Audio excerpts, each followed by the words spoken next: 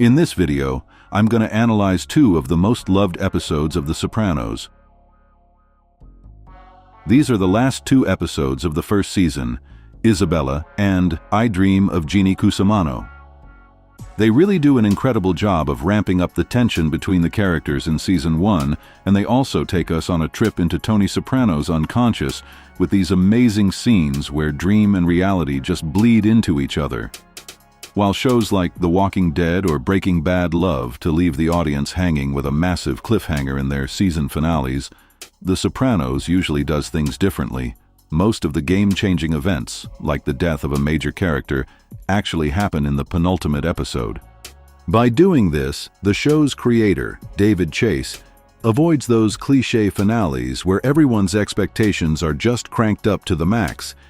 And as you know, another HBO masterpiece, The Wire, followed a similar pattern by putting the heavy hitters in the second-to-last episode. That's why Isabella, the penultimate episode of the first season, is so action-packed. It's where the conflict between Tony and his Uncle Junior finally reaches its breaking point. Even though the actual finale has its fair share of hits and executions, the season ends on a much warmer note, with everyone gathered at Artie's Nuovo Vesuvio restaurant during a stormy night, embracing that cozy family atmosphere. But coming back to Isabella, which, by the way, is the favorite episode of both Edie Falco and Michael Imperioli, we find ourselves trying to navigate through Tony's dream sequences and hallucinations to figure out what's actually real. As Tony's depression spirals, his therapist, Melfi, prescribes him lithium and Prozac to give his system a jolt. Basically, a kickstart to get him moving again. But this cocktail of meds triggers hallucinations, leading to the appearance of a stunning imaginary character named Isabella. Tony meets this captivating woman hanging laundry in the Cusamanos' backyard next door. She tells him she's a dental student from Italy on an exchange program. But here's the thing, she's a total figment of his imagination, and she actually represents Tony's mother. There's this one specific scene where Tony has lunch with Isabella and imagines her in an old Italian house, sitting in a rocking chair, nursing a baby named Antonio. This is a clear sign that he's projecting his mother, Livia, onto her, and Melfi later calls him out on exactly that. The fact that his own mother and uncle are plotting behind his back to take him out drives Tony to fantasize about this pure, ideal mother figure he can run to. Hit by this crushing depression, he doesn't even want to get out of bed. He just takes his antidepressants and sits there in the shower, staring into space. He's hit rock bottom. You can really see those classic signs of severe depression, the inability to find joy in anything and that deep sense of worthlessness. In Tony's own words, "It's like I'm King Midas in reverse. Everything I touch turns to shit. I can't be a husband to my wife, a father to my kids, or even a friend to my buddies. I'm a big fat nothing." In the first season, after the head of the DeMeo family, Jackie Aprile Sr., passes away from colon cancer, the tension between the two most likely successors, Tony Soprano and his Uncle Junior, starts to boil over. They're basically on the brink of an all-out war. But Tony decides to play it smart. He takes a step back in the power struggle and lets his uncle officially take the top spot. This leads us to the Pax Soprana episode, marking the beginning of the Soprano era as they officially take the reins of the family. But as soon as Junior takes the reins, he starts breathing down everyone's neck, ruling the family with an iron fist. He's hiking up the tributes, raiding card games, and even plotting to whack a rival right inside Artie's restaurant. He goes as far as killing Christopher Moltisanti's close friend and putting a hit out on Christopher himself. Eventually, the whole crew turns to Tony, the shadow leader, begging him to officially take over. But Tony, he just wants to keep his own ship steady and stay off the FBI's radar. So he tries to manage his uncle's ego and acts as the mediator between Junior and the rest of the guys. But as the saying goes, heavy is the head that wears the crown. And Junior eventually falls victim to the classic paranoia of those in power. He starts getting stirred up by the people around him and begins to hold a serious grudge against Tony. Convinced that Tony is plotting a coup against him, Junior hangs on every word of his sister-in-law. Junior was already bitter about Livia being put in a nursing home, but once he hears from her that Tony is actually seeing a shrink, That's the final nail in the coffin. There's a scene where Junior is talking to Livia in the car, saying that many people are bending his ear about Tony needing to be taken care of. Of course, the breaking point is the Boca episode, where Junior's secret about performing cunnilingus on his mistress gets leaked. Tony mocking him about it during a game of golf is the straw that breaks the camel's back. In the season finale, Tony's confession to Carmela that cunnilingus and psychiatry brought us to this pretty much sums up the whole mess. This ego clash between two powerhouses, fueled by everyone else around them, pushes the feud between uncle and nephew to its absolute peak. The situation gets dead serious when Junior hires hitmen to take Tony out. To keep it under the radar, they bring in 2 black hitmen. You can tell Junior feels a massive sense of guilt about this decision because he doesn't want to hear a single detail about the hit. He just wants it done quick and clean. The first assassination attempt is actually thwarted by pure luck, thanks to Tony's nephew, Chris. Suspicious of Tony's erratic behavior, Chris follows him to a donut shop, but Tony slips out the back and loses him. Because of that random timing, the hitmen fail on their first try.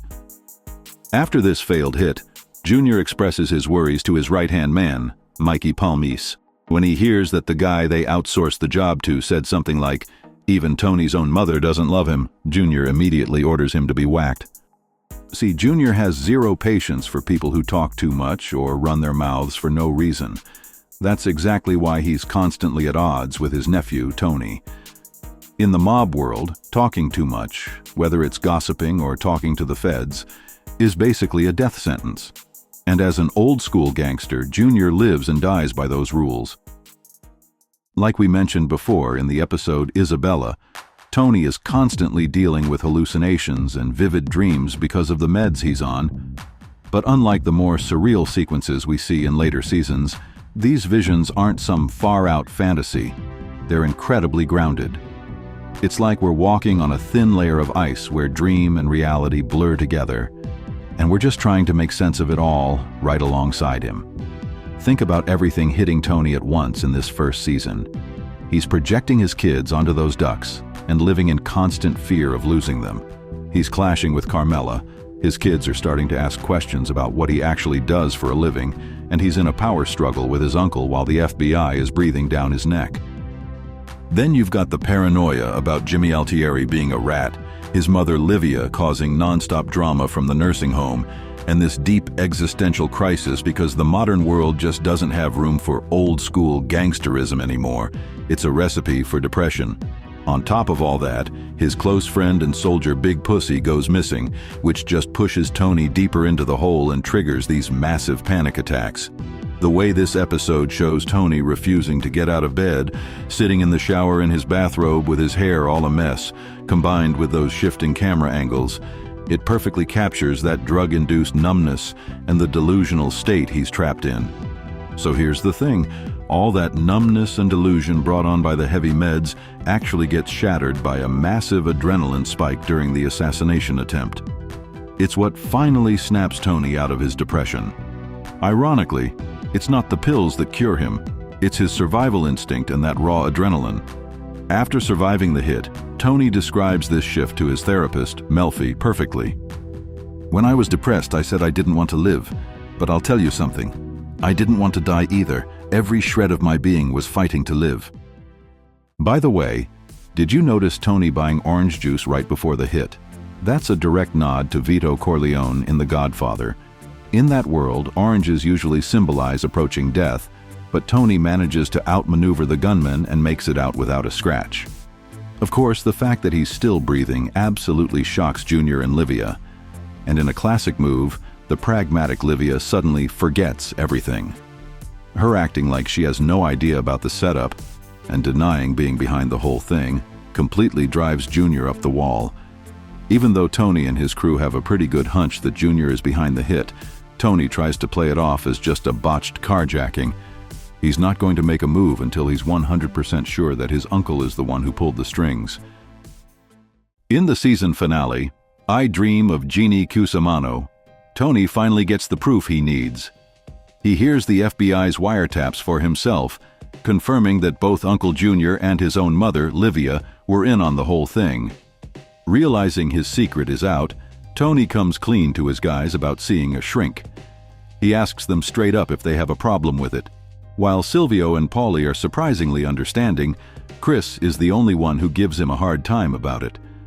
Once Tony knows his crew is solid, he goes on the offensive. He starts picking off Junior's inner circle one by one. His plan is to isolate his uncle by taking out his muscle, Mikey Palmas and Chucky Signore. Tony's ultimate target is Junior himself, but the feds actually beat him to the punch. The FBI sweeps in and busts Junior and his entire crew for stock fraud. The feds offer Junior a deal: give us Tony and we'll protect you. But Junior just scoffs at them. See, the FBI's real endgame is to use the Sopranos to get to the Lupertazzi family in New York. But Junior refuses to flip, not just because of Omerta, but because he looks down on Tony. In his eyes, Tony is just a varsity athlete wannabe who isn't ready to lead the family. Junior is way too proud to admit that his nephew is the one actually calling the shots. Meanwhile, during the investigation, it turns out Jimmy Altieri was the one talking to the feds. Junior has him whacked and leaves a dead rat in his mouth.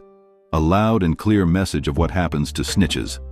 After the tension between Tony and Junior hits its peak in these final episodes, a head-on collision becomes inevitable, and in the end, Tony comes out on top.